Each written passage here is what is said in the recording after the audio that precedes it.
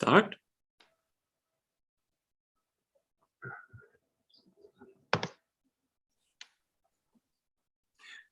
Good morning, good afternoon, good evening, and a happy new year to all our viewers from all continents. Thank you for joining us for today for a conversation, what works, lessons on post-secondary vocational education worldwide, and the skills required for today's workforce and a healthy workforce in the future.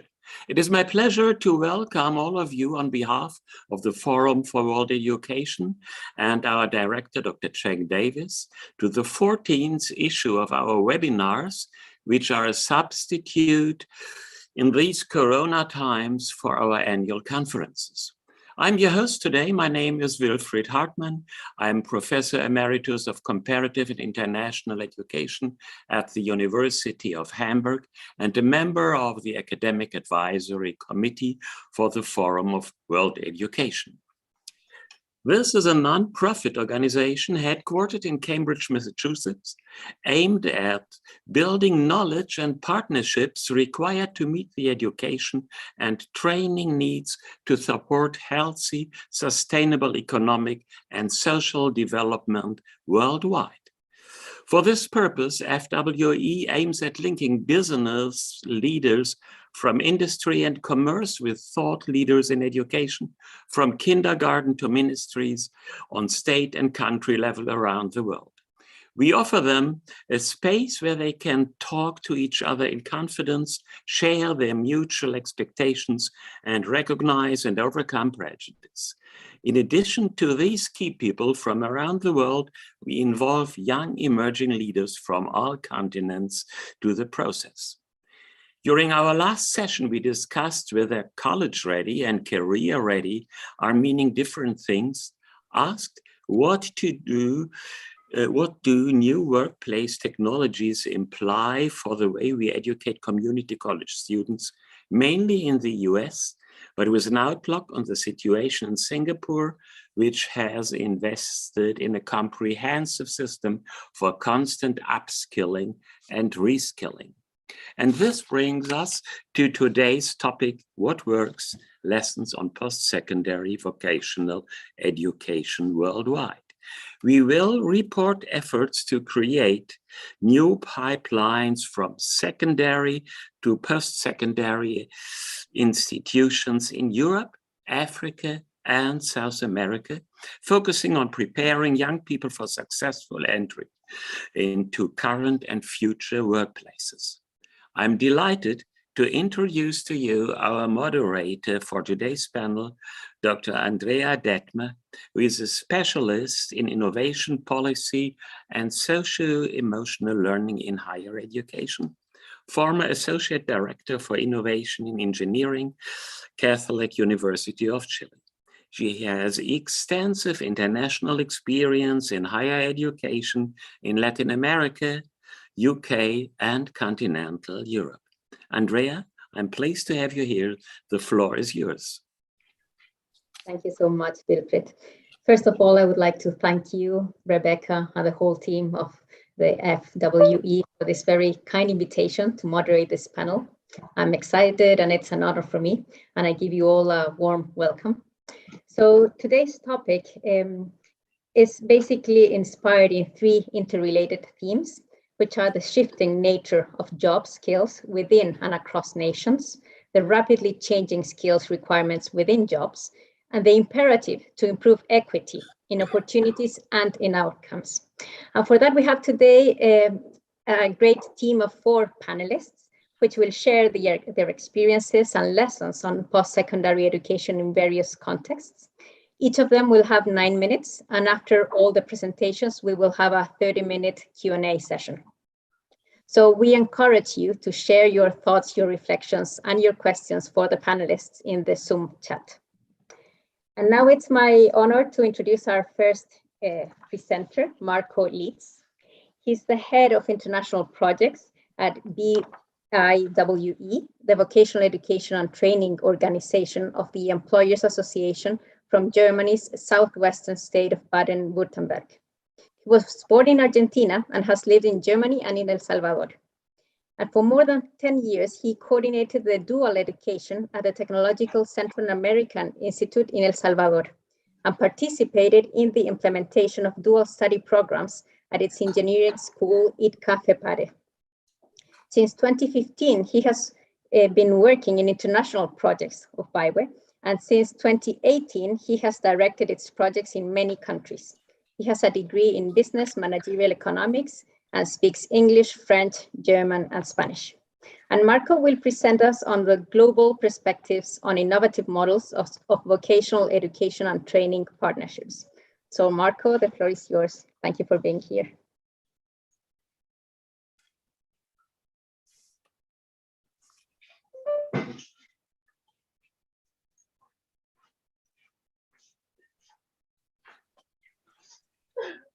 Your micro. You need to unmute yourself, please. Okay, thank you. Can you see my screen? Excellent. Hello, everybody. Yes, thank you for the introduction, Andrea. Best regards from quite cold Karlsruhe, near the French border. As Andrea already told you, Beaver, which is an abbreviation for Bildungswerk der baden-württembergischen Wirtschaft. So I recommend you to stay with Beaver, is the education and training organization of employers from Germany's southwestern state of Baden-Württemberg. And when I explain abroad what we are doing, I usually show people the following picture. No, it's not moving. Okay, this. We are bringing together the educational sector and companies in our state. At least in Germany, this doesn't matter by magic. Somebody has to organize this for a better outcome of general education, vocational education towards employability. And this is where we make our partners stronger abroad too. And we have quite fine results concerning this. Here you can see a map of youth unemployment in Europe, and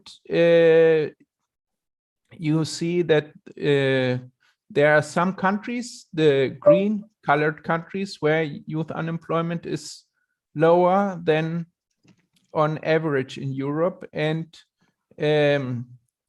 especially Baden-Württemberg has a very good situation concerning youth unemployment. On the left side, you see some data about our region. We were in 2019 the number one in innovations in the European Union. The unemployment rate is quite low comparing with the average in Europe and in Germany, and the youth unemployment is even lower. And we have quite good results concerning integration of migrants in the state. 31% of the population has roots abroad. So that raises the question, and this is what we are asked about a lot in other countries, is what's different in Central Europe? What's different in Austria and Switzerland and in Germany? And one aspect is that many of our young people are trained in a way that is very particular to our zone, which is called dual vocational education and training. Here you see the way vocational education after secondary school is organized in most countries in the world. You graduate from secondary school, you have an academic formation at school or university, in a vocational school or in university. Then in some cases you have an internship at the end or not. You graduate and you start to work and gain professional competency.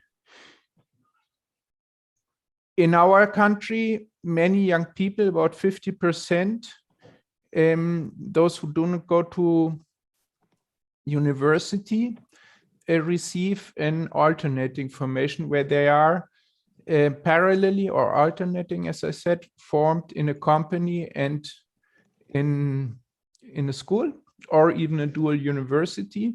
And in the companies, they do not only receive an internship, but there's a structured plan with suggested tasks, and in many cases, an evaluation with the feedback for the apprentice or student, depends on how you call him or her. So this system is quite interesting for many leaders in vocational education from other countries. They come to Germany, and from my experience, there's discussion about how to adapt it to the local context and in other countries. And from my experience or our experience of the last decades, there are two critical questions that should be considered when you implement this approach and that are frequently not considered. Normally, the analysis and the adaptation to the local context is possible and done. You have to develop an in-company curriculum. You have developed an agreement between the apprentice, the institute, and the company, somehow write down what the roles and responsibility of each party is. It is advisable to give in-company training to trainers. And of course, you have to find young people who are willing to start this journey, because in many countries, it's quite a strange idea that you learn in a company. Normally, you work in a company and you work at school, and in this scheme, it's different. But this challenge is normally overcome.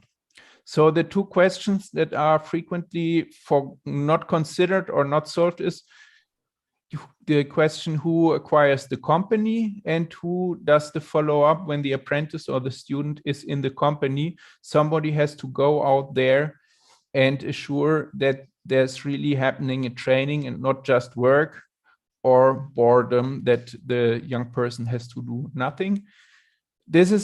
Both tasks are a full-time job, and in many, many cases, the persons who should do this are not considered or well prepared, which is an ongoing challenge for us and our partners where we are working on. So Martha, this was... You have 1.5 minutes left, sorry. Okay. Oh, well, so maybe I can tell a bit about experiences in detail. We have been active, or we have in our network people that have experience in this in El Salvador, in Colombia. Currently, we are engaging in Rwanda and Africa as well. We'll be starting a partnership in Azerbaijan and have been in exchange with partners in China about the topic. But of course, you always have to find a tailor-made specific solution. But here you have like a checklist of typical questions you have to consider when you take this challenge. Yes, basically, this was my input. So, Andrea, if you don't mind, I hand over back to you. Super. Thank you very much, Marco, for this informative presentation. Thank you. And I remind you, all participants, to raise your questions, in this case for Marco, in the Zoom chat. So now I have the pleasure of presenting Alice Amiga. She's a PhD candidate in education at the University of Cambridge, and she's an emerging expert in technical and vocational education and training for development. Presently, she's researching young women's participation in STEM in vocational pathways in Ghana. She's the brains behind Education and Aspirations Hub, a non-profit organization providing quality and equitable guidance and counseling to prepare young people for education and work transitions.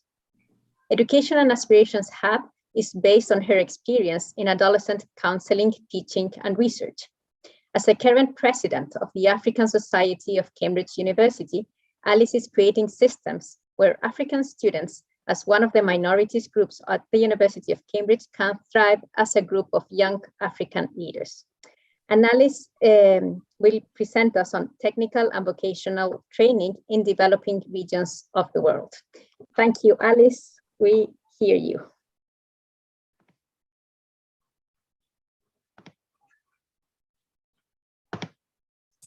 Hello, everyone. Warm greetings. My name is Alice Amiga. I'm speaking today on technical vocational education in regions, developing regions of the world. I am currently a PhD student, as Andreas rightly stated, at the University of Cambridge, leading a PhD in education. For the past, I would say 4 years, because my master's in comparative and international education also focused on technical and vocational education and training, looking at how employers engage with TVET institutions in Ghana, as Marco is doing, but specifically at the upper secondary level, which is more or less senior secondary schools or senior high schools in some parts of the world. And so through that informed my sort of focus currently on what I'm coming to discuss now, which is some part of my findings from my PhD. And so I'm going to look at just an overview of what I do, the case study, which is Ghana, recommendations and the references that I use. So this is a PhD research. I engaged with 25 young women who are studying STEM technical courses in Ghana at the secondary level. And so when we say STEM related courses, so we are looking purely at courses that have significant elements of science, technology, engineering, and mathematics, but studied in technical schools in Ghana. So I used a theory called achievement-related choice theory that helps us identify how young people and children make choices based on what they value and how they sort of believe in their own subjective ability on those courses or those programs. And so I argue that currently there's very little or very few young women in STEM related courses, both in the general education route and in the TVET route. But when we look at the statistics, it's very, very few in the TVET route. And generally, as we all know around the world, most young people are sort of created of their awareness to go into grammar school over TVET. And so that bias is already there. And so I say that for us to drive a positive change, we would need to understand how the few young women who are studying STEM in TVET make their decisions, how they are able to stay on or retain their sort of motivation and enthusiasm for these courses, and what the progression routes are for them. And so when they finish, where do they go? And so their progression routes will be my main focus for this discussion. And so to the case of Ghana, you say that young women's progression choices, after they have studied a dual focus TVET, where there are elements of work and as well as elements of theoretical experiences in the classroom. What are these experiences that shape them and where do they end up? And so in my analysis of my current research, I looked at enabling experiences and disabling experiences. So these form sort of agency and constraints sort of concepts or conceptualization of how these young women experience TVET. And so with enabling experiences, one of the key things that came out in my analysis was practical experiences. And so young women studying STEM appreciated their practical experiences and valued it very much. It was one of the key reasons why they choose TVET over grammar education or to study science in grammar schools. And also they receive support in terms of, despite being minority in school, there's that supportive environment, and so they're able to stay on their course. And also they believe that when they complete school, because of the skills that they have, they'll be able to progress as individuals and as young women. So some disabling environment experiences within the scope of TVET was the fact that, and so there's a disconnect between schools and companies or employers. And so young women were not freely or effectively able to get their practical experiences outside of school. And even within the school, some of the schools have very limited equipment, very limited infrastructure to enable that kind of core practical experiences. And also because they were in a minority, sometimes they didn't feel like they were in place, but then they had very strong identity as young women in STEM, and they believe that they belong to where they are. And so the experiences of these young women in terms of learning, in terms of their practical experiences, and in terms of their own belief and confidence in themselves led to three main progression choices. So the first progression choice was further education, which is higher education, usually in technical vocational universities, which are called technical universities in Ghana. Some also considered direct employment. And so some of them believe that the skills that they've gained in technical schools were enough for them to transition into full-time employment as employees. Some of them also believe that they were in the capacity to use the skills that they've gained to transition into entrepreneurship, that is sort of build small-scale enterprises in Ghana.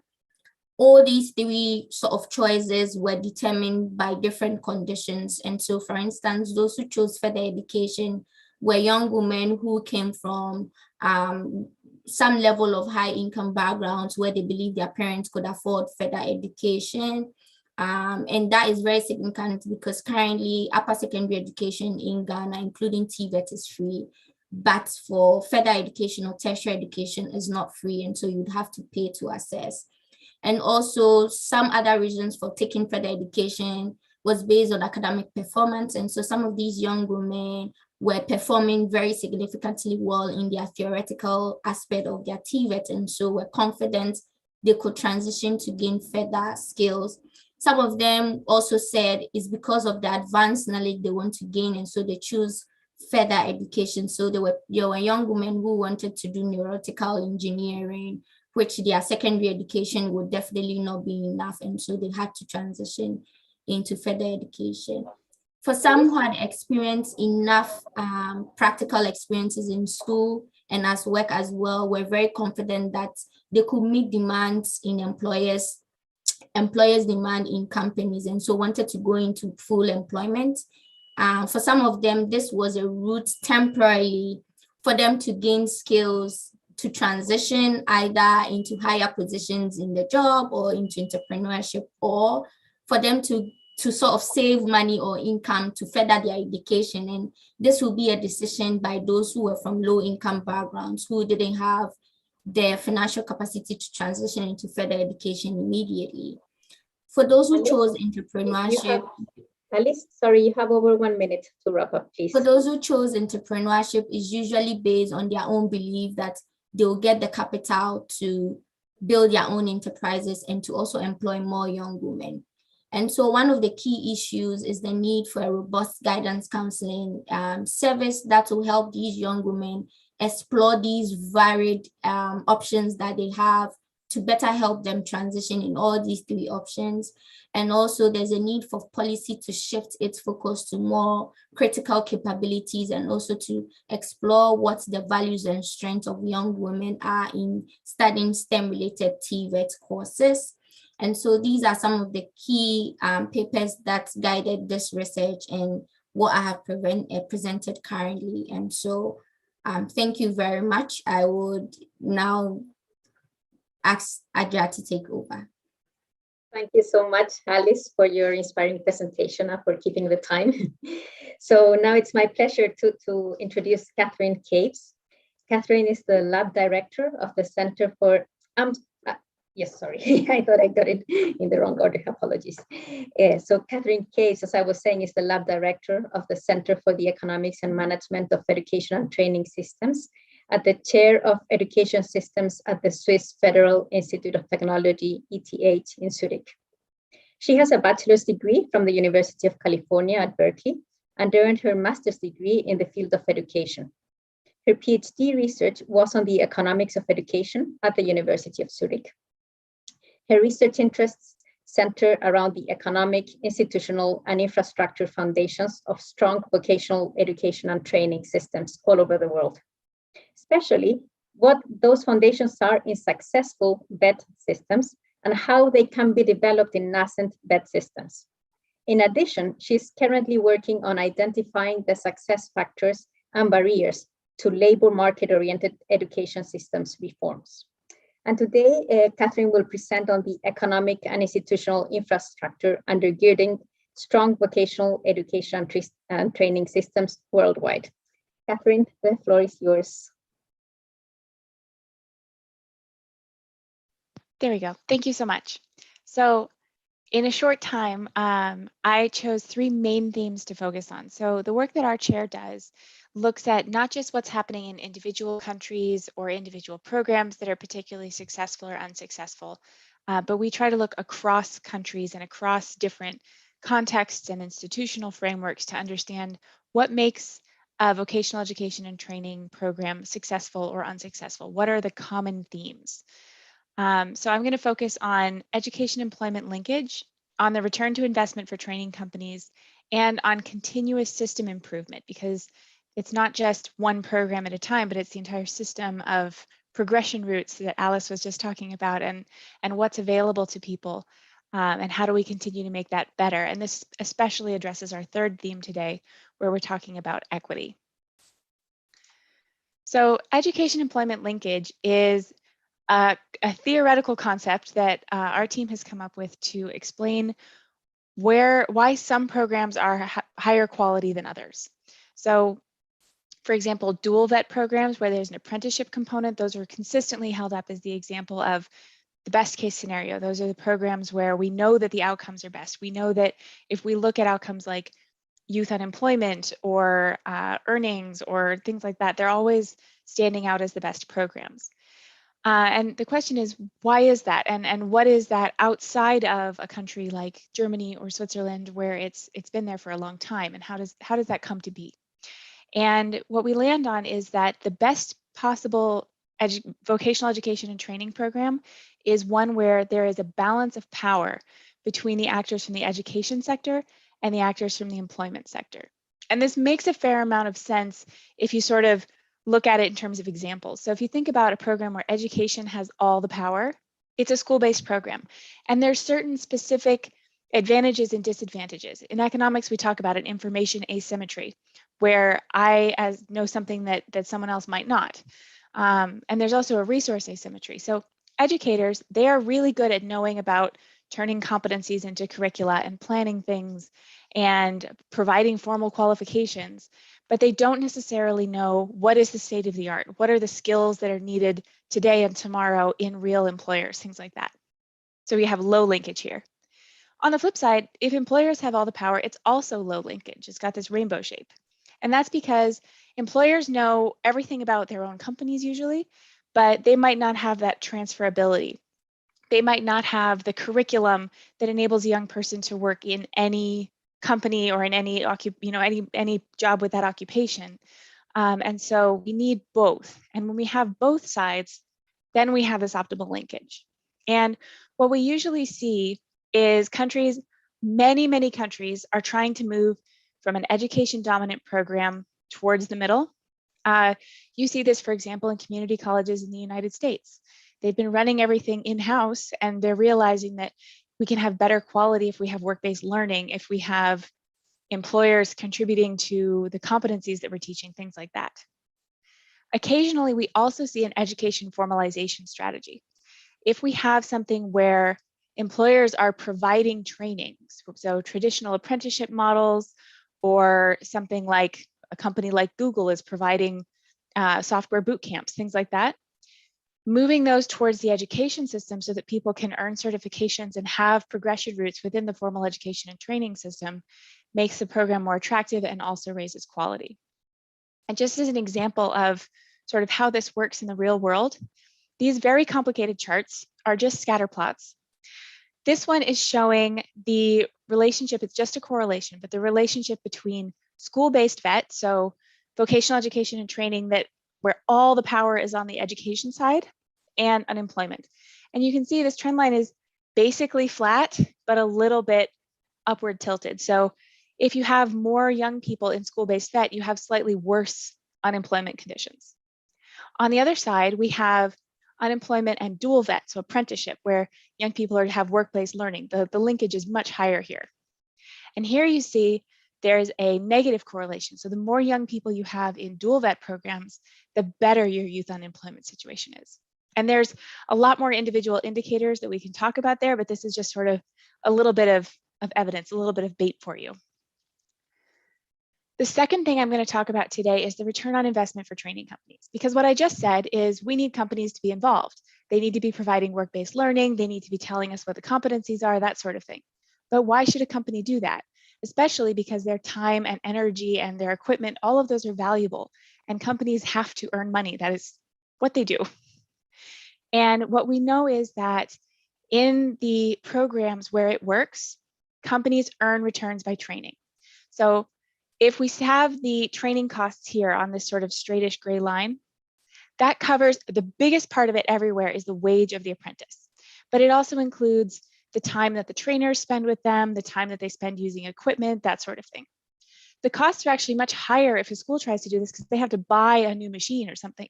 The employer already has the machine. It's just 10 minutes where it's not online, something like that. And then this squiggly black line here, this is the productivity of the apprentice. When they start out, they're unskilled. They don't know what they're doing, and then that's how, then they're not very productive. As they continue to go through the training and learn through the program and also just get experience, they become more productive. And so what happens is in the beginning, the employer loses a little bit of money, they invest. And at the end, the employer gains a little bit of money and the student sort of pays them back for their training investments. And this varies a lot, and there's a lot more factors than this very simple picture can show you. But this picture is already really exciting if you are thinking about designing or implementing a program, because you can sort of move all the parts on this and see what happens. For example, what if we change the length of our program and we make it half as long? Now, all of a sudden, the companies are only investing and they don't have time to get to the return period. So this tells us how long a program should be, what the wages should look like. You know, if a lot of times we'll have apprentices who might want higher wages. They might want to be already making the post-training wage.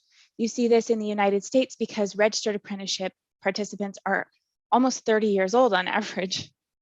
But then the companies lose a lot of money. Or maybe the companies decide to push down the wages because, yeah, they're just students, we won't pay them or something. But then we're below sort of what the apprentice could get if they left and went somewhere else on the labor market. And we end up exploiting the apprentices and they leave.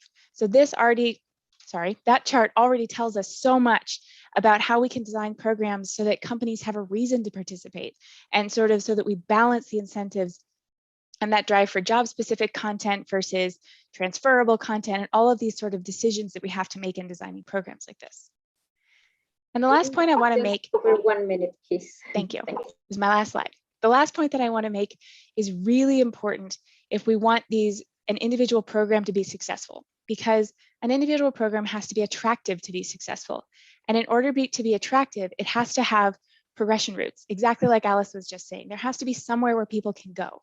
We know from decades of economics of education research that the thing that defines your income later in life is years of education in a lot of ways, controlling for everything.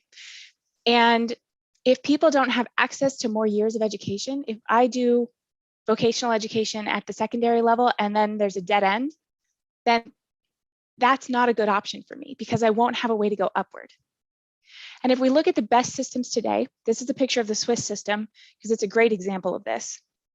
It's easy to think that they've always been that way. Oh, Switzerland has had apprenticeships for hundreds of years. There were guilds, that sort of thing. But that's not why Switzerland is great today, and it's not why any of the famous European systems are great today. The reason is because they've made a lot of changes recently. The Swiss system in 1977 was a dead end for vocational education and training students. It was possible through a lot of wiggling and complicated stuff to get from here to here, but it wasn't simple and straightforward. Today, there is a clear progression route from any starting point in the system to any ending point in the system. And this shows you how important post-secondary vocational education and training is, because it really fills that role and provides those further years of education. So continuous system improvement and permeability are very much the answer to the question of how do we improve equity in the system? That's me. Thank you very much. Thank you so much, Catherine. That was very interesting to understand all the concepts behind your research. Thank you. So last but not least, I have the pleasure of introducing Stephanie Mastelengale. Thank you, Stephanie, for being here. She's the research chair of skills development and professor of education at the Center for Researching Educational Labor at Wits University. She's an educational sociologist focused on education-work relationships. And her research focuses both on the political economy of transitions from education to work and curriculum and knowledge aspects of educational preparation for work. Her books include Knowledge, Curriculum, and Preparation for Work, published in 2018 by Brill Sense with Yael Shalem, and Selling Education Out, National Qualifications Frameworks and the Abandonment of Knowledge, published in 2014 by Sense. In 2010, she was a fellow at the Center for Educational Sociology at the University of Edinburgh. Before this, she managed and conducted research into qualification frameworks in 16 countries for the International Labour Organization. She has worked in government, distance education, trade union education, teaching high school, teaching adult basic education and training, and leading a student organization. She served on many committees by appointment of ministers of education in South Africa, has served as special advisor to the current Minister of Higher Education and Training, and has been involved in numerous policy processes, most recently the South African COVID skills strategy. Stephanie, thank you for sharing with us. It's a pleasure, and thanks for having me here today. And I need to stop the subtitles. Sorry, I don't know why they went on. It's lovely to be here today. Thanks for the invitation. And I'm going to just share a few insights from Africa based on a number of pieces of research that I've conducted here at the Center for Researching Education and Labor at Wits University, where we look at various aspects of skill formation systems internationally. And first, just to say that we do see rapidly growing numbers of tertiary vocational education programs below degree level in many African countries.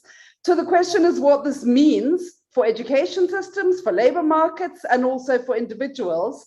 And this requires an understanding of economic and labor market contexts in Africa.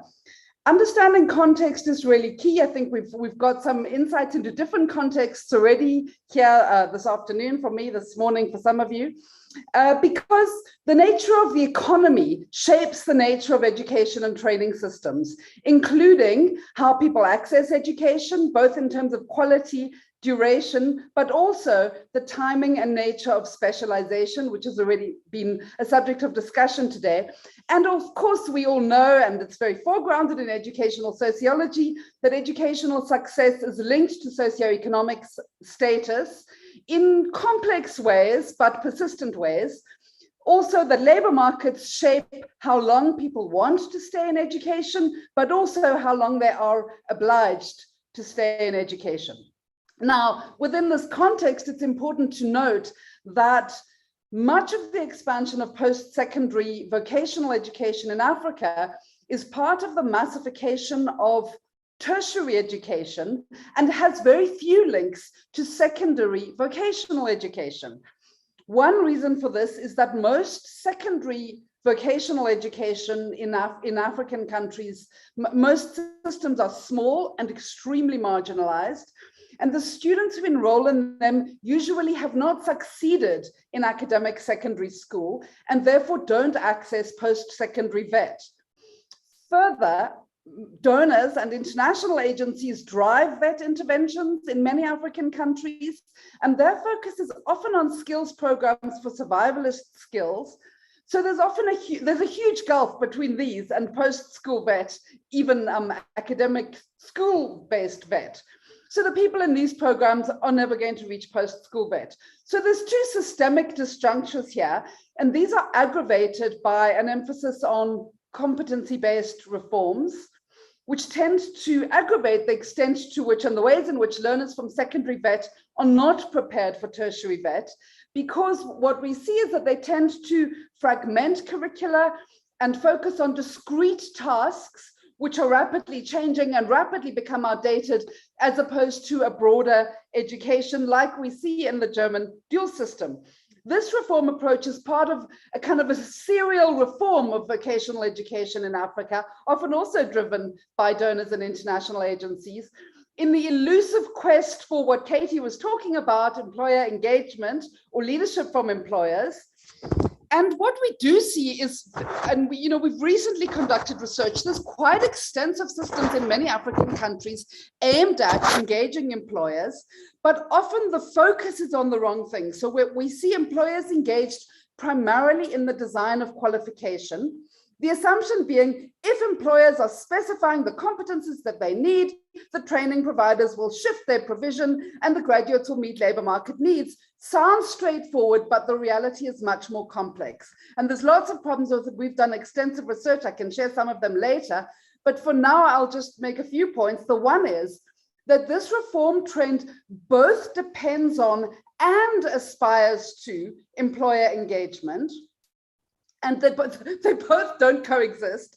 Secondly, it positions employers as customers, specifying which products they want, instead of as co-creators of skill, as we see in the dual system. And this distinction is really important because, as I said, it's not that employers aren't engaged, nor is it that there aren't systems for engaging them in most African countries, but these systems are not embedding them in skill formation systems in systematic ways. And this also means that their role in on-the-job training that is complementary to formal provision is missing. Also, it doesn't assist in terms of long-term planning. In most African countries, there's very little indication that skills are integrated into either industrial policy or economic development strategies. So, is the systematic disconnect between secondary VET and post-secondary VET a problem? Some researchers on vocational education in Africa argue that we should want later specialization and longer periods in academic secondary education followed by post-secondary VET is actually a better option for Africa. So I'll just flag two concerns with this. First, in our experience in South Africa, employers often prefer secondary VET graduates from secondary programs because they find that graduates from universities of technology sometimes have insufficient sense of workplaces, insufficient practical skills, but also elevated expectations, which the employers don't feel prepared to meet. And this, coupled with rising graduate unemployment, which is a phenomenon in many African countries, less so in South Africa, particularly given that education levels in Africa are changing fast, but labor markets are changing slowly, is a red flag. Secondly, in our research in poor countries in Asia, we find that many employers see themselves as the primary providers of post-school VET, as opposed to tertiary providers, and their training is informal. In contrast to the South African experience, some do emphasize technical qualifications, and some argue that those with experience surpass those with technical qualifications in the short term, but not in the long term. Finally, what we see in Africa is that extreme inequality in labor markets and a history of how this inequality has interacted with education since colonial days creates a vicious cycle that works against the development of the technical skills that are required by that same labor market. In other words, highly unequal labor markets have a perverse effect on skill formation, which is missed in research that focuses on vocational education in its own right. And what we see in a lot of policy making in African countries is that, and I'm here talking about policymakers from African countries as well as the donors and development community, is magical thinking. In the following way. Firstly, everyone speaks about the role of vocational education. They also, it's so terrible that it's low status. It shouldn't be low status. Also, we must encourage learners to go into VET because the economy needs skilled workers. Also, that we have systems for ensuring labor market relevance of these vocational programs. Also, that employers are involved in the analysis of labor market needs and qualifications development. But at the same time, they will all tell you that there's a mismatch between the skills produced and the skills required. Also, they will tell you that there are no jobs and we should be producing learners for entrepreneurship. Now, these things can't all be held at the same time, even though they're often developed in a single breath. So what it really begs the question of the extent to which these economies really do need technical skills, and they do, I'm not saying they don't, but which ones and how broad is the extent of demand, and to what extent do we need niche versus systemic interventions in Africa? So those are two research questions that I would like to leave you with. And also I've included on the last slide a few citations of our research if anyone wants to read further. Thank you so much, Stephanie. That was very inspiring and interesting to understand the complexity of the subject. So I remind you all that you can post your questions, your comments in the chat. We are having a look at them because now we are about to start the Q&A session. So to start with, I'd like to present a question to Marco. And basically it has to do with the pandemic, but of course, nowadays, unfortunately, it's still quite a hot issue that has changed the way we live and the way we experience the educational and the labor, life in a way. So in the dual system, you have in-company activities as a central element. How have you dealt with the restrictions that the pandemic imposes, given the importance that it has in this sector? Thank you, Andrea. Well, in the end, find tailor-made solutions. So our partners in Rwanda, they decided to move a bit the schedule, and when it was possible when the situation in Rwanda allowed in-company training, they sent the apprenticeship to companies. And when it was not possible, they were at school. Or and furthermore, we had the opportunity to buy some iPads since it's a development project, and we gave the apprentices iPads, and so we could do some, let's say, homeschooling. And this is the example of Rwanda. I could give you other examples of successful Corona training in Turkey. We have there a project with Syrian refugees, mostly women in the gastronomy sector, who cooked at home, and the teacher was watching via the cell phone camera. This is obviously not as good as training before Corona, but I think there's no reason that the TVET community stops to train people and prepare them for employment. So we did this too. Thank you. So creativity and technology apparently has helped, and I'd love to discuss with all of you after about the role of technology. So if I may now ask you a question, Alice, you mentioned that women in STEM, women studying STEM in VET valued the practical experiences, right? And I'd like to ask you if you can specify a bit more what kind of practicality they appreciated. Does it have to do with the role with experiencing with kind of companies, real world problems, sharing with their colleagues? What are the practical aspects that they appreciated? Thank you very much, Andrea. This is a good question. And so when I say practicality, it comes in how school-based vet is delivered as well, in terms of making sure that there are workshops within schools where students can practice with either very basic tools. And so students in the mechanical engineering department could be sort of molding things like basic tools, like nails and other things. And in using those tools, as well as in some schools, there were advanced workshops where students could actually manufacture products, like cooking pans and all of that. And so those are the kind of experience within school. And out of school, it was really interesting to know that some of these young women, especially those who are within electrical engineering as well as auto engineering, were already working.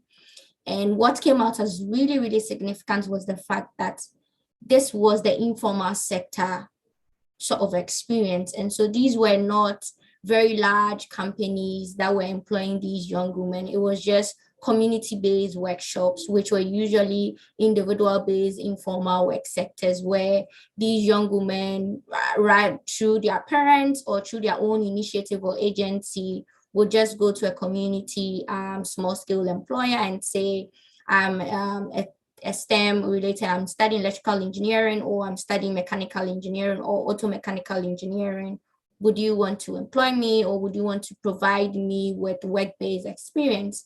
And it was interesting to know that most of these employers in the informal sector were willing to provide these young women these experiences. And so these were some kind of practicalities that came along. It wasn't as simple as it looks, because COVID came and some of the young women couldn't sort of continue their work-based experiences because already there was the fear of COVID. There were instances where, because it's informal and there were not really any guiding principles, there were sometimes some sort of inconveniences, especially how young women related with young men within sort of a sphere where the majority are men. And so there were issues of sort of exploring sexism, or some felt they were not being treated equally. Some also felt they were being treated equally. And also there were some employers who paid, some didn't pay. And so this was patchy and inconsistent, depending on either the relation that the girl child's parent or she herself had with the employer, or what really brought the girl to sort of want to experience within a work-based experience within the community. Thank you, Alice. That's interesting also to understand the complexities, right, Yeah. of what the students experience and the counterparts. So, Catherine, I'd like to ask you about the equilibrium of power that you mentioned that is ideal between the education system and the employment system. And so I'd like to ask you, what are the key challenges in reaching that balance that you have observed, and how we can address those challenges? Thanks. So in a lot of ways, it's kind of a nerdy formalization of what the other speakers have been talking about. So work-based learning is really important, and having these practical work experiences and being able to tailor the experience or the program so that it works for the local labor market, the local employers, the skills people need, the scheduling people have available, the kind of education that's available in the system. All of that means that both sides have to have some real voting power at the table, so that when there's a fight about how long should our program be, or how many days of work-based learning should we have, or should we pay apprentices, that those fights are kind of fair, so that both sides can, you know, have someone at the table who's really got something to stand on. In terms of practically speaking, like what are the nuts and bolts of this? We have a whole bunch of research on it, and we've actually got a whole index that looks at all the different components of education employment linkage. What are the things and how important are they?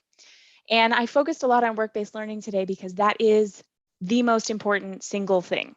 It accounts for like 25%-ish of the whole linkage score.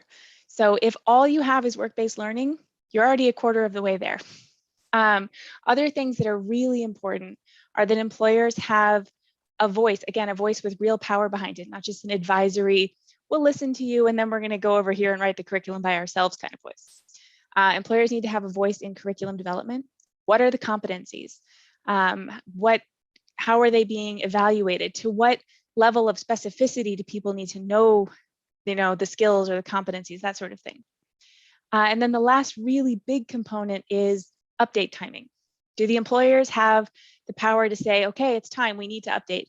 We've switched from gas cars to electric cars, and we need people to have skills to work on high voltage systems without dying, those kinds of things. So there's a lot more factors, but those are the biggest ones. What's interesting is that there's some factors that people really prioritize that are not actually that important. We see this, we've looked at this in the US especially. They have a lot of sort of grassroots efforts to either implement or improve vocational education and training at the secondary and post-secondary levels. And a lot of times we see this pattern when we sort of plot how well they're doing on everything against how important it is, where they have this downward line. Basically, they're really struggling to achieve the important things. Work-based learning, employers having a real voice in things, but they have all of the stuff that doesn't matter. So they've got, and it's not that it doesn't matter at all, but it's so much less important. So they've got, all the rules about contracts are in place, and all the rules about making sure that there's a certain number of trainers per student and things like that, that really are a lot less important, and they tend to be missing the big stuff. So that's definitely something we see in sort of the real world. Is it's actually too bad, because they're investing just as much, but they're not investing in the right places. And so the actual impact is very low.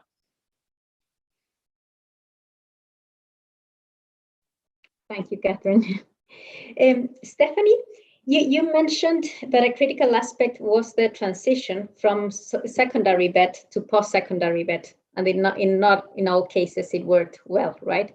I'd like to ask you, what has been the role in your practical experience and in your research of qualification frameworks in facilitating this trajectory and these pathways? Qualifications frameworks don't help it at all. The most that they can do is give better information about what exists. They don't help to change permeability. I get the example that Katie spoke about, but I think that is, when you see those changes that have been made to the Swiss system, those changes have been made by negotiation with players in the system. But when you make them by decree in a qualifications framework, it's completely meaningless. So in South Africa, we have rules. You can go to university from your vocational qualification. The qualifications framework says so. There's no problem. But go and apply at a university and see how far you'll get. You won't be let in. Why? Because universities are oversubscribed. And so they'll take you wherever they want. So, you have to look at the whole picture. And our research really qualifications frameworks absorb an enormous amount of energy, because they look as if they're addressing all of these problems, and they're not addressing any of them at the root. They're not addressing the relationships between the players. They're not addressing any of the actual real labor market issues. And what they do is create a lot of busy work for policymakers and also for consultants. And they at the best, what they can do is give a better reflection of how the system works. They can't change how the system works. We get this question a lot. And Stephanie, I just want to reinforce, you're absolutely right. We think of a qualifications framework as a map. A really good map can help you navigate a system, but drawing a line on a map does not build a road. Absolutely. Thank you both. That's very clarifying. And actually, following that on your answer, Stephanie, I'd like to pose a question to all the panelists that we have here, and it's related to the context. I think the four of you mentioned somehow the relevance of considering the context when it comes to defining the practices, the policies, etc. And I'd like to ask you if you could summarize in your views and in your experiences, what are the key elements to look at of the context in the educational systems and the labor systems? So if we would have to understand, to do kind of, again, a map, and from that map to take some steps, what are the key elements that we should look at? Stephanie, I don't know if you want to take it, just a continuation. I'm happy to jump in. I would always start with the economy and the nature of the labor market. To what is the real demand in the labor market, and what is the trajectory of the economy? And unfortunately, what we often see is this kind of hope that if we pump technical skills out, somehow economies will develop that can absorb them. And it just doesn't happen. And that's why I think that we need to think about vocational education in much more niche and focused ways in countries like the context is in most African countries, where absolutely there is a need for high levels of very specified technical skills, but there's no broad-based need for them, nor is there any broad-based license to practice requirement for most occupations, because most people work in the informal sector. Nor are most occupations regulated in any way, the way they are in the Central European countries that work so well. So from the economic point of view, I think that's really important. And then when you're looking at the nature of the education system, obviously we have to look at the quality of basic secondary education. And I know this has come up in previous events of the World Forum for Education, because it's kind of the premise of successful vocational education, particularly at higher levels, and yet it doesn't exist in many African countries.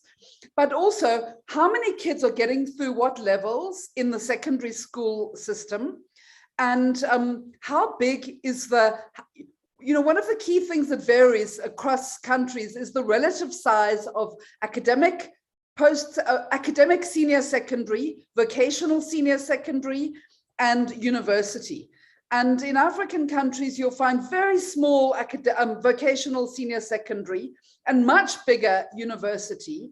And that's driven by the very real rewards that are there for those who do get good university qualifications, but it distorts the possibilities for building a strong vocational education system. So it's about looking at when specialization starts. And I mentioned researchers like my colleague Moses Okech at the University College London, who has argued that we need later specialization in African countries. Unfortunately, in my country, our government is now pushing for earlier specialization, and Ghana and Kenya experimented with this earlier with absolutely disastrous effects. So I think it's about when, and it's a key question that faces countries around the world is, at what point do young people start specializing? And within that, how specialized is the specialization? How narrow is it? How broad is it? To what extent do they still get some aspect of a general education within a specialization? And to what extent is it very narrowly workplace focused? And it's that balance which I would argue needs to be looked at in education systems. Thank you very much, Stephanie. Marco, do you want to comment perhaps on your experiences in Latin America and in Germany, on what are the key elements, the contextual elements that we should consider when defining policies in post-secondary Tibet?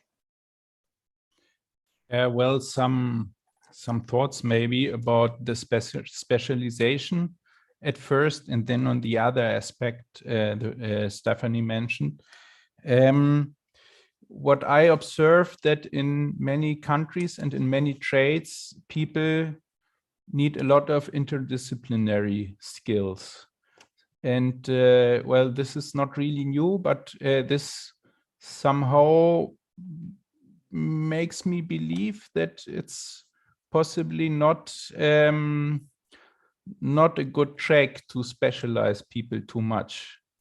Because, well, it's good if an engineer understands finance, if a finance administrator understands a bit about technology to, in the end, maybe he comes to a position where he has to authorize the financing of an innovation if he doesn't get what it's about. I don't recommend this. This is one aspect. And concerning the first aspect, Stephanie mentioned about the focus. Many countries have high expectations about entrepreneurship if there are not enough jobs in the country. But if you analyze present and history, for instance, Germany has a very low education rate, but unemployment rate, sorry, not education rate, sorry. But the German government and other European governments, I don't have the impression that in these countries, entrepreneurship is as important in the curriculum as in many other countries. German government, in many cases, focuses on the needs of the big companies as well. And if you observe the development of other regions in the world for the last decades, I would put here as an economist the example of China. China has done a lot to develop big companies as well. So has been the same has been happening in South Korea and Japan as well with the conglomerates. So possibly this is a path against poverty that should be analyzed, and possibly this would mean that technical careers that are relevant for big manufacturing companies could be an option too for many countries. This is just a thought. I think possibly there's more research needed, and yeah, so I leave this open as an idea. Thank you, Marco. Catherine and Alice, do you want to add something? Alice, go ahead. Yeah, thank you very much, Andrea. Those are very key contributions, and I think context play a very critical role in terms of who is assessing TVET, which kind of TVET, because we know that there are inequalities in assessing STEM in TVET because there are more males. And then it means that more males will transition into other areas in terms of even coming back to make decisions about STEM or coming back to make decisions about TVET. And so in my research, you know that Stephanie talks about the economy and the power in terms of who has power and all of that. And so in my research, I noticed that when it came even to teaching, it was mainly male teachers, male tutors, male instructors. When it came into the administration of TVET or in the management of TVET, it was purely male. And so it is not just about, for me, my research has taught me, it is not just about what the economy needs. It is also about the aspirations of young people. Where do young people want to go? Can economies address these needs of young people rather than the economy imposing where young people should find themselves? Because then, in as much as there's a mismatch between what education is providing, then there's a mismatch between what young people value and what economies can provide. And so the mismatch shouldn't just be seen at the macro level, but rather at the micro level, which is more or less learners themselves, their voices, what they value. Because until I engaged with young people in my research, I was focused on the macro level, human capital, economic development, because Ghana is a developing or emerging economy. But then I noticed in my research, young people have values for different things and would make different decisions.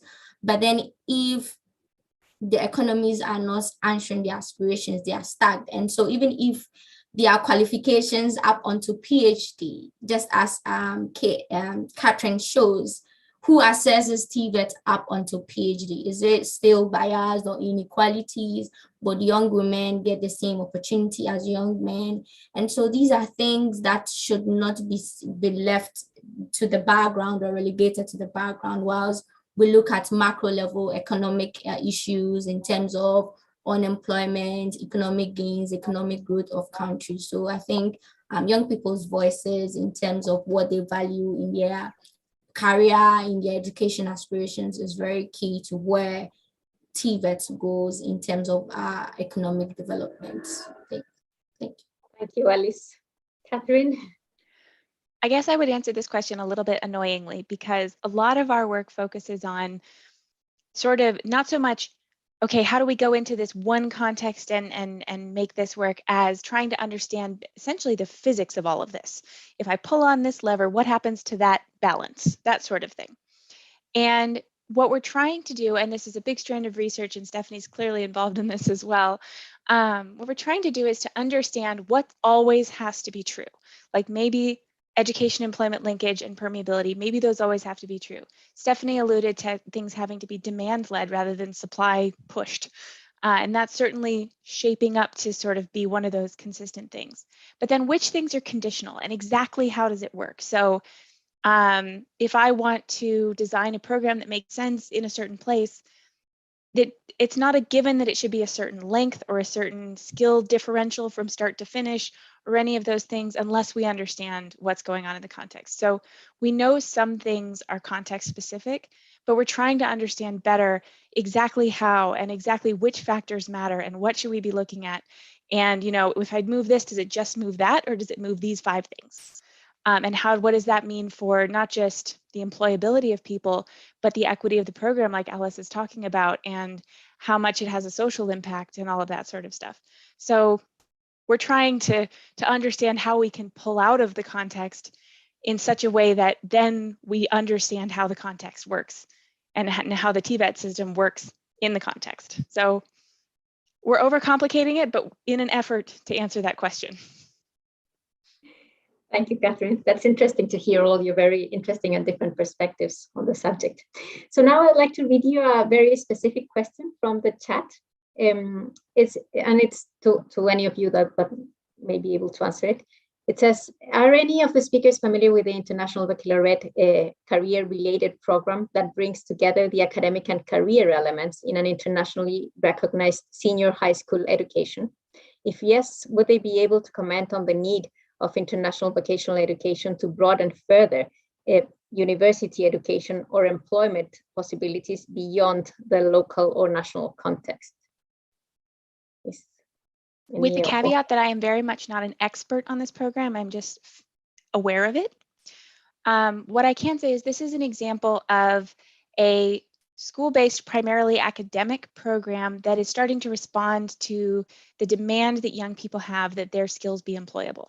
So I wouldn't necessarily classify this as, well, and by the international definitions, it wouldn't qualify as a VET program or a TVET program. But what it is it's a good idea for colleges, universities, like curricula, major things, to pay attention to the employability of their graduates, and this is something that they're doing. But this is very much using the university pathway and sort of the academic pathway as the means of doing that. And there's nothing wrong with that. If you get a medical degree, you're very employable. That's a wonderful thing. But it's not, I wouldn't classify it as the same thing as vocational education and training, which is not bad or good. It's just a definition. Perfect. Thank you, Catherine. So we have another comment from the chat. Do you recommend that transition and guidance counseling services be provided by secondary schools, community organizations, or a combination of both? Marco. Yeah, the answer is quite short and simple. Yes, absolutely. I think it's good if many players are involved there. Shouldn't be only done by one institution. Great. Do you want to expand a bit on why? Yeah, from our empirical evidence in Baden-Württemberg here, but from the interaction with other partners abroad, we came to the practical conclusion that vocational orientation isn't just done in 1 year and with one counseling, but it's a very long process. No, it's part of the formation of a young person or an adult person. Sometimes in life we do a switch as well, no, in a later age. And if you have many voices there who can give you an advice and in different situations of your life, I think you have the opportunity to take a better decision. Thank you. I hope this helps you, Lisette. Alice? Yeah, thank you very much, Marco. That is really, really significant. And I'll add that from my studies, it looks like young people look for in what I call validations and invalidations. And so I noticed that by the age of 10, 11 years, these young women had like concrete assumptions of what they want to do in future. That's about their aspirations. And so they look for information across. So some were looking for information from their nuclear family, their extended family, from their teachers, from community members. And this was lacking professional counseling because it's not available to some extent in most Ghanaian secondary schools, although it's supposed to be there. And this is because most teachers who are supposed to provide this sort of counseling are not detached. And so these are like teachers who are taking on additional sort of hours to do guidance and counseling in schools. As well, like some schools have this, but it is available up until like when you reach upper secondary school.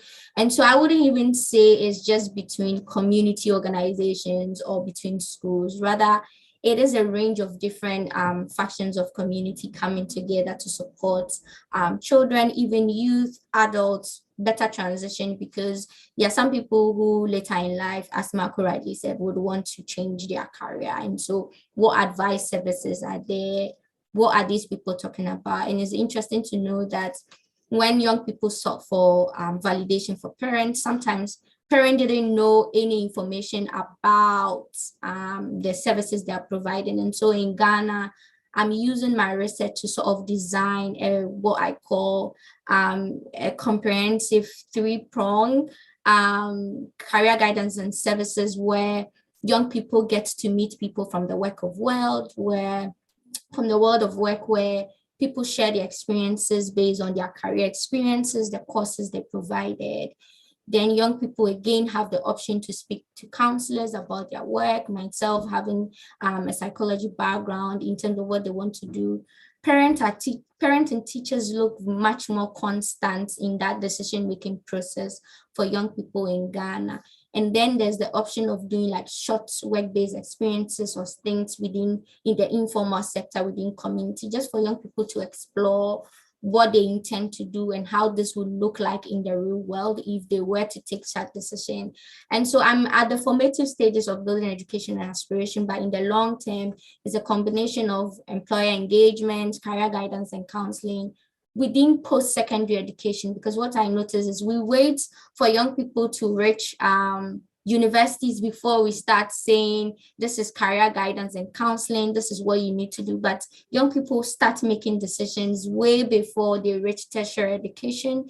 And so we don't have to wait till it's too late or too much into their developmental stages before we start telling them these are the options available and this is how best they can explore their options. Thank you. Great. Thank you, Alice.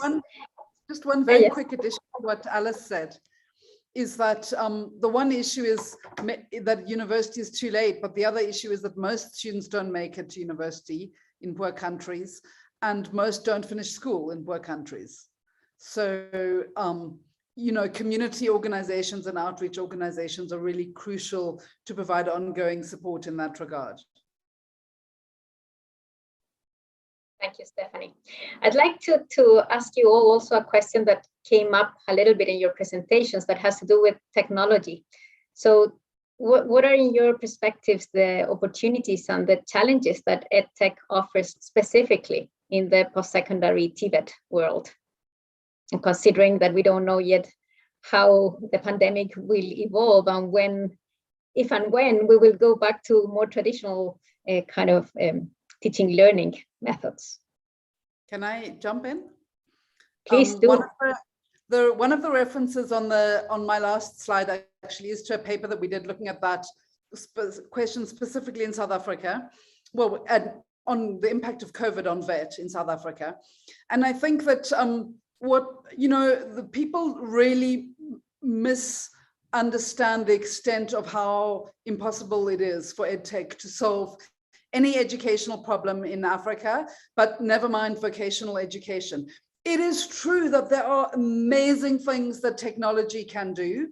It is not true that people have access to technology in vast swathes of South Africa, one of the richest countries in Africa, never mind most other African countries. Firstly, people don't have access to reliable internet. internet. Secondly, in South Africa, we found, for example, in some of our colleges, students have been given laptops and tablets. They get stolen, they don't work, they break.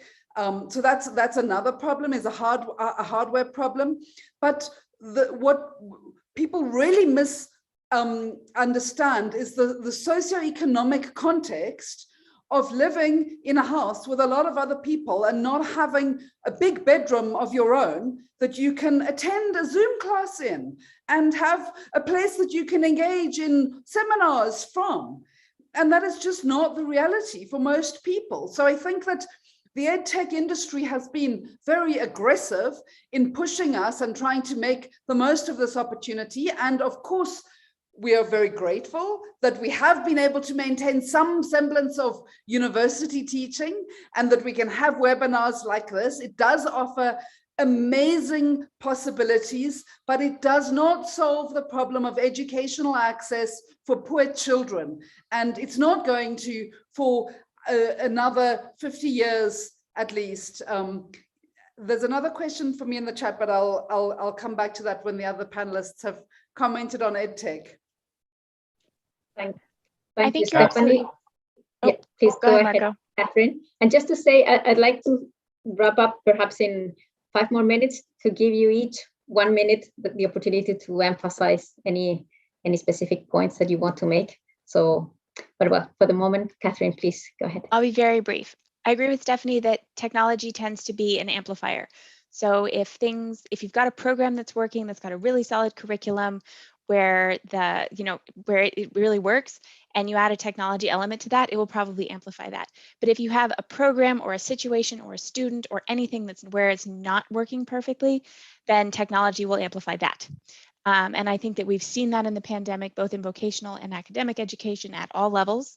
So EdTech is exciting, and it does have some really important purposes, but it can't make a bad program good.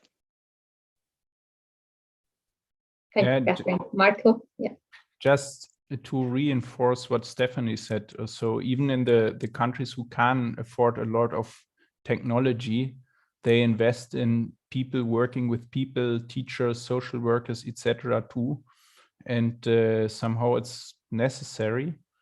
And yeah, maybe to Alice, what Alice said, just to reinforce basically what you said, is like a big checklist about vocational orientation as state of the art, which is what in other countries, from my as far as I know, is done to help young people to find their way and be successful in society. Thank you, Marco. Alice, you wanted to comment something specific on EdTech? Yeah, I think what Stephanie and all the others have said is basically what I saw when I was in Ghana collecting data during the COVID time, and it was when schools were beginning to start, and so I had opportunity in engaging these young men about tech, and it was interesting to do. They weren't really oriented towards tech because it wasn't already part of the system, so it was something new to them, and so for them, COVID came in 2 ways. It wasn't spearing them towards tech. It was rather spearing towards looking for opportunities to use their skills, because these are skills people. And so whatever avenue they could sort of do something practical is what they took advantage of. And yeah. Thank you, Alice. So what I suggest that you do now, I would like to read the 2 questions that we have in the chat. One is for the 4 of you, and another one is directed to Stephanie. And then I'd like to give you 1 minute each to wrap up, either if you want to target one of these questions or just some general comments to finish your contributions. So the question for everybody is, are there any good examples of schools and employers coming together to create highly effective training pipelines? I'm thinking about the exemplars that may motivate others to adopt this, many recommendations for improving the system. And then there's another question to Stephanie. What are your views on encouraging African countries to invest in certification of those who have gone through informal apprenticeship, at least for a couple of priority areas? So who would like to give their final words first? I can go Catherine? first. Thank Yeah. you. Go for it. For the question about exemplars of schools and companies coming together, I want to actually sound a word of caution. The way the question is phrased, and I don't know if you meant this, the way the question is phrased, it sounds like we're looking for a collaboration between an individual school and an individual company. So for example, a bespoke training program where, I don't know, the Siemens factory in one place works with a local community college or something. And those can be very powerful, and they tend to especially happen in places where there's no other technical or vocational education and training available. And so they do provide opportunities for the young people that are involved in the program. But unfortunately, those have no systemic impact. They don't do anything to make VET better in the place where they are. They are a one-off thing, and very often it's a richer country, a company from a richer country coming into a poorer country and setting up a program. So I would actually not identify any good exemplars of those kinds of programs because unfortunately, they actually don't do anything to make the education system better. However, there are some really exciting examples of national or state level, depending on where you are and how it works, initiatives to build vocational education and training as a new or improved program in the education system to increase permeability. And those are the ones I would get excited about. Stuff like CareerWise Colorado in the United States, like the law on dual education in Serbia, like the reforms that I pointed to in Switzerland, like the Ensure project in Nepal. There's great examples of those, but we want the ones that are system relevant. Thank you so much, Catherine. And now I would like to ask the other three panelists to be really, really short. If you can keep it to half a minute, that would be great. I'd like to jump in exactly on that issue that Katie's spoken about, and then briefly on the certification. I think that I completely agree with Katie that such examples have no systemic impact. They can still be very valuable though. And I think that that's important to bear in mind. And I think just the main point that I'd like to leave with is, emphasizing Katie's point about moving parts. And I think that's what people forget. And when looking at the big picture, and we tend to look at the outcomes in Central Europe and go, oh, it must be the dual system that's causing low youth unemployment, whereas the causality could run completely the other way around. You could have successful dual programs because you have really low unemployment. So it's really important to hold the whole picture in mind. And in terms of fiddling with things like certification, I would just say that I would only encourage countries to certify if the labor market demands it. And often there isn't a labor market demand for certification in the informal sector. And so, what is the benefit of it? There can be a benefit for individual self-esteem. There's some research on that. And then there's a cost-benefit trade-off that policymakers have to look at. And I'll end there. Thank you so much, Stephanie. Alice? All right, so on the question about examples on school-employer relations, I think it can play a complementary role. So in one of the rural schools that I did study, there was a very and a good example of how, because they don't have an auto mechanical engineering workshop within school, they had partnered with sort of informal sector employers who don't have like big setup, but then they repair cars on a daily basis. And so on twice within a week, these young people are transported from school to spend the whole day within the work environment. And so this is something that might not be making a systemic change, but for these young women or these young people that are located in a school that is deprived, this is very instrumental to the kind of training that they receive. And so that cannot be overlooked. And I just want to say that TVET cannot solve all the problems that are currently being ascribed to, unless, just as any other education field, it's quality and it's equitable, and we make sure that young people who need that kind of education are accessing it, and then we don't provide a one-size-fits-all approach, which definitely has shown not to have greater outcomes. Thank you so much, Alice. We're running out of time, so Marco, I would ask you to be really, really brief, please. Yeah, concerning the certification, to have a better understanding, it would be good to have an example about a priority area to understand the question better. I think we might need to leave that for perhaps a for follow-up next conversation after, because we are on time, and I committed to finish on time. So I can apologies for accept that. this as homework. Okay. Right. Thank you.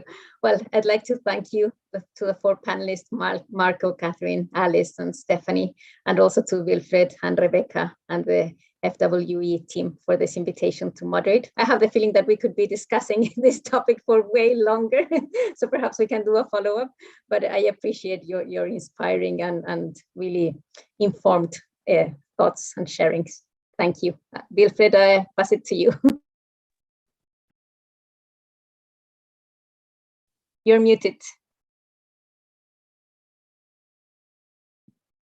You were thanking everybody. Andrea, I have to thank you very much, and as well all the other participants for their challenging inputs and the interesting way of presentations and participation in the discussion. As you said it rightly, we could continue for another session, but let me just now thank as well all our participants where they put inputs into the free question and answer session or into the sets.